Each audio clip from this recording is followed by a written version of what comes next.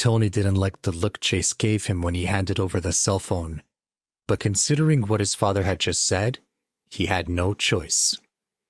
Chase took the phone, placed it on speaker, and said into the receiver, "Am I speaking with Tony's father?" "Mr. Rothman, I'm sorry," said a low voice. "I apologize for my son's behavior, and I hope that you can separate son from father." "Dad, why are you apologizing to him?" squeaked Tony. "He's not worth—" Stuart interrupted his son. "Be quiet!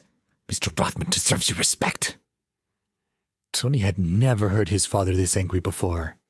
He swallowed back his rage. Chase continued.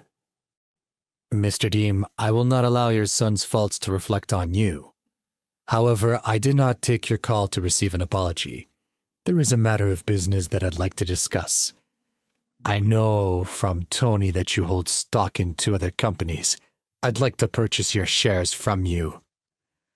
On the other end of the line, Stuart began to sweat. He hadn't expected Chase to make, or was he demanding, an offer such as this one. He did indeed own stock in 2 companies beside the Smith Restaurant Group, both of which were an important and early period of rapid growth and development. He had bought in when the value was low and was expecting his shares to increase tremendously within the next few years. Stuart considered both companies to be his retirement plan and was depending on their success. Surely Chase didn't mean to purchase them. He responded, "Mr. Rothman, I assure you that the value of these companies is not worth your time. They're too small for a big investor like yourself." "Here's the deal," replied Chase. "I don't really care what the value of the companies is, or even what they are." He smiled at Tony and continued, "I don't even care if I make a profit. I just don't appreciate the way your family, mostly your son, has treated me not only this evening, but throughout the years we've known each other." Tony exploded. "Who do you think you are? Do you think you are better than us? I bet you don't even have the money." Over the speaker, his father put an end to Tony's outburst. "Be quiet, boy. If Mr. Rothman could buy out the shareholders of the group, then he could afford to buy out the shares in the 2 other companies. Stop making a fool of yourself." Tony was shocked.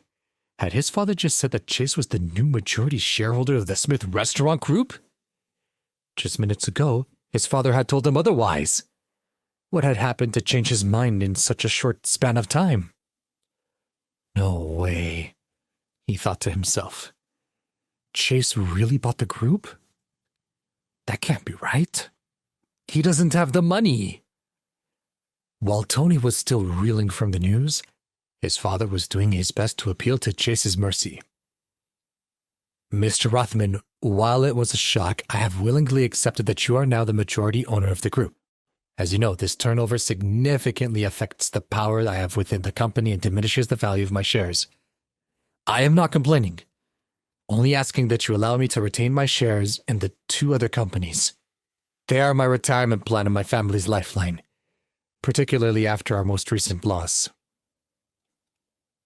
"Mr. Dean, thank you for sharing your opinion with me. However, I'm only calling to let you know what I plan to do. I'm not asking for your approval or permission," Chase replied. How arrogant, thought Stuart. Chase spoke as if he was judge and jury, but he knew better than to say this out loud. His son, however, did not have the same tact. "Excuse me," shouted Tony. "Just who do you think you are?" "Dad," he pleaded, "stop wasting time. Chase is a liar. Let me handle this." Stuart knew that Chase was not to be trifled with.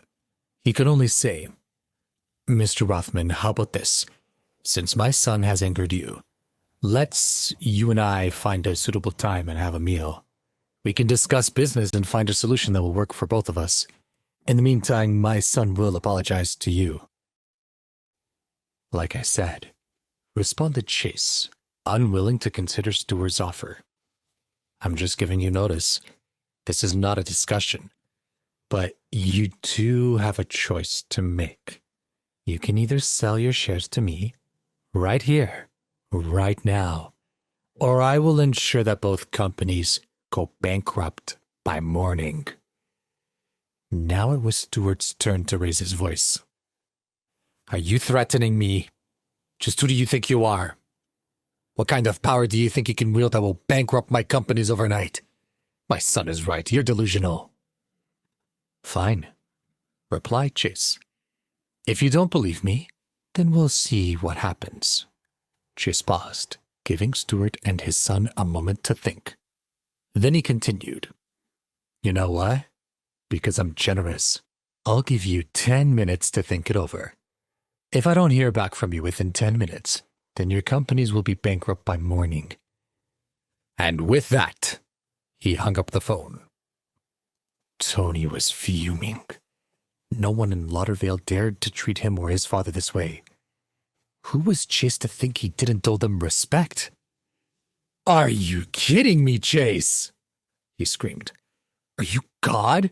You have no power to bankrupt my father's companies, and yet you still threaten him? What kind of sick, fucked up game are you playing? Back at home, Stuart stared at the phone. He had a panicked thought and placed the call. The phone rang for a long time before the other party picked up. What? Shouted the angry voice on the other end of the call. Mr. Tarlow, Stuart said. I hope I'm not disturbing you. He quickly realized that he had, in fact, disturbed Pat Tarlow, and he could hear another person shuffling around in the background of the call.